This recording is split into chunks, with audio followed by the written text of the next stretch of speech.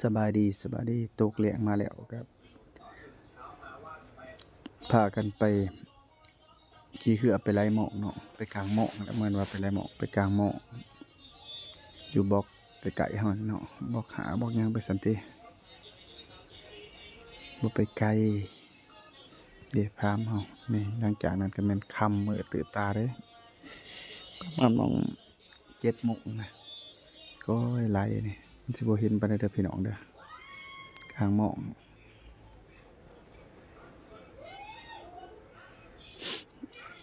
ก็สิมองลงหลังจากนั้นก็แม่นสำเร็จในการตื่นเช้ามา6:00นเช้ากินกาแฟก่อนออกไปไล่หมอกเนาะถือกาแฟไปกินอยู่น้ำเหือน้ำหยังไปเลยกันว่าได้เนาะมันต้องได้รับ2จอกกาแฟดาวเฮืองเนาะ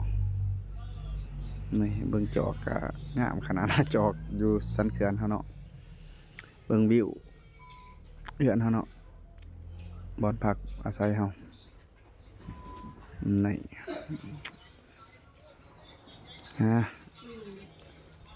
สำหรับเฮากับอันนี้แม่นเทียมลงไล่หมอกเนาะหลังจากนั้นก็แม่นเริ่มกุหมอกแล้วนี่เนาะน้องสายกี่ตุ่มเฮาก็เริ่มกุหมอกเนาะทีมงานบ่าวอะไรนี่สิมานอยู่บ่เนาะติดตามชมนำกันก็เห็นแล้วเป็นโตเนาะตัวน้อยตัวใหญ่ก็แล้วแต่เนาะนี่เด้สาวค่อยๆสาวหมอกขึ้นมาหมอก3เนาะหมอก3หุ่นเนาะถืออยู่ป่าอันนั้นคันเว้าแล้วเขาเอิ้นป่าหมักบกเนาะอยู่นี่เนาะมีแต่ไข่มาต่อยเด้อพี่น้องเอ้ยกินกาแฟไปนำเบิ่งเพิ่นสาวหมอกขึ้นนำเนาะหามานเนาะถือว่ามากัน4คนไอ้น้องไปแยกไปหาหญิงนกไปแหละช่วยกันหาเนาะหมานี่เนาะบ่มีเจ้าบ่มีนายบ่มีอ้ายบ่มีน้องมีแต่ช่วยกันอย่างเดียวเนาะนี่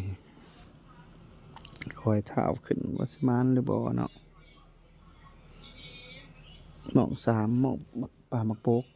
ว่าเรื่องไข่นี่เต็มท้องพี่น้องเอ้ยเคยว่าทุกโตเลยไข่หั่น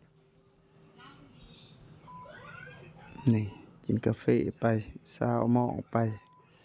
ให้กำลังใจน้องสายเพราะเฮาต้องคัดถือไอ้เพิ่นเด้